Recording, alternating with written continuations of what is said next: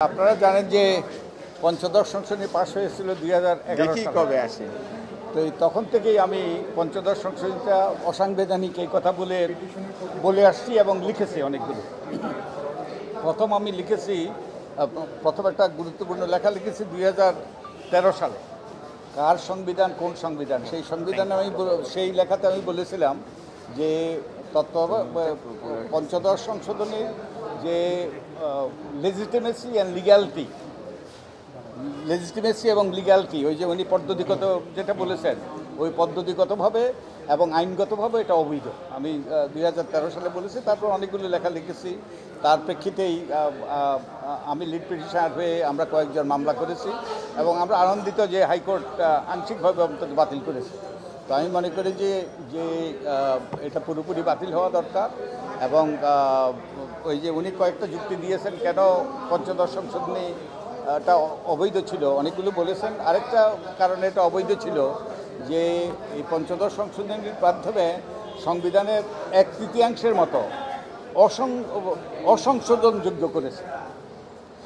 ভবিষ্যতে আর এটাতে হাত দেওয়া যাবে না, 1/3 মতো। তার মানে এই যে ওই সংসদ আমাদের তখন তো ছিল কি নবম জাতীয় সংসদ, পরের সংসদের হাত পা বেঁধে দিয়েছে, এটা যেটা করতে পারে না।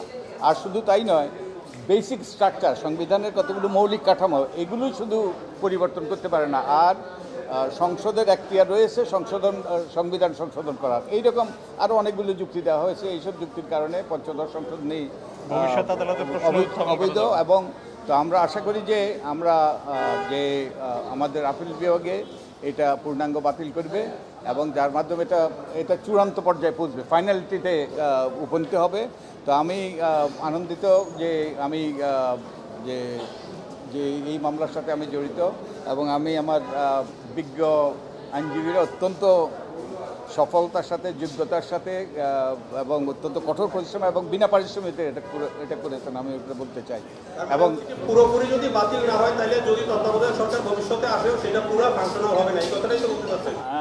হ্যাঁ, ওই যে কিছু সমস্যা থাকবে, থেকে যাবে। আর একই সাথে ওই যে 13 অ্যামেন্ডমেন্টেরও আমরা রিভিউ পিটিশন দাখিল করেছি এবং ওনারাই ওই শরীফ ভূঁইয়াই সেই মামলাটা পরিচালনা করছেন। তো আমরা আশা করি যে ওখানেও রিমেডি পাবো, এখানেও রিমেডি পাবো। তার মাধ্যমে আমাদের তত্ত্বাবধায়ক সরকার ব্যবস্থাটা ফিরে আসার সুযোগ হবে এবং তত্ত্বাবধায়ক সরকার ব্যবস্থা বাতিল করার মাধ্যমে তাদের নির্বাচনে পাঠিয়ে দেওয়া হয়েছিল।